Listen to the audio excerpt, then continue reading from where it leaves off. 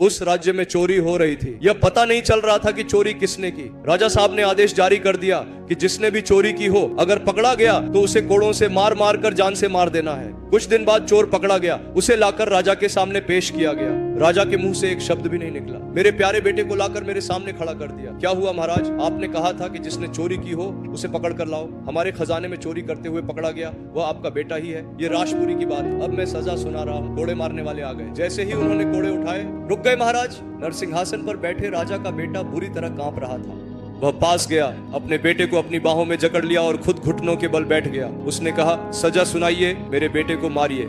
हर एक चोट के साथ पिता का दिल कांप उठा, उसका पूरा शरीर छिल गया। जब वह इस तरह छिल रहा था, जब वह पिता चिल्ला रहा था, कराह रहा था, तब वह बेटा सहन नहीं कर पाया। वह बोला, पापा गलती मैंने की है, पापा चोरी मैंने की है। पापा आप क्यों? पापा मेरी जगह आप डंडे की मार खा रहे हैं, तड़प रहे हैं मेरी आंखों के सामने। मैं जिंदा हूँ, क्या मैं देख सकता हूँ कि मेरा बेटा मर रहा है? मैं देख नहीं पाया। बेटा बेटा क्या तुम मेरी एक इच्छा पूरी करोगे? तुम्हारी कोई भी इच्छा हो मैं पूरी करूंगा। पापा तुम पापी बनकर चोरी करके मौत की सजा लेकर आए हो। मैंने कोई गलती नहीं की, लेकिन तुम्हें जान से प्यार करने के पुण्य के कारण तुम्हारी जगह मैं मर रहा हूं। बेटा अब से क्या तुम वादा करते हो कि मेरे बेटे के रूप में मेरी जगह जियोगे? बेटा चाहे मैं कितना भी पापी हूं, लेकिन मेरे लिए तुम अपनी जान दे रहे हो। मैं वादा करता हूं पापा, अब से मैं तुम्हारी तरह ही जीऊंगा, तुम्हारे बेटे के रूप में। ऐसे जीऊंगा कि तुम मुझ पर गर्व कर सको। पिताजी मैं आपको वचन देता हूँ। महाराज मरते समय उन्होंने क्या कहा पता है? मेरे बेटे ने जो गलती की उसके बदले में अपने बेटे की जगह मैं मर रहा हूँ, लेकिन मेरा बेटा अपनी गलती स्वीकार कर अब उसने वादा किया है कि वह मेरी तरह जिएगा,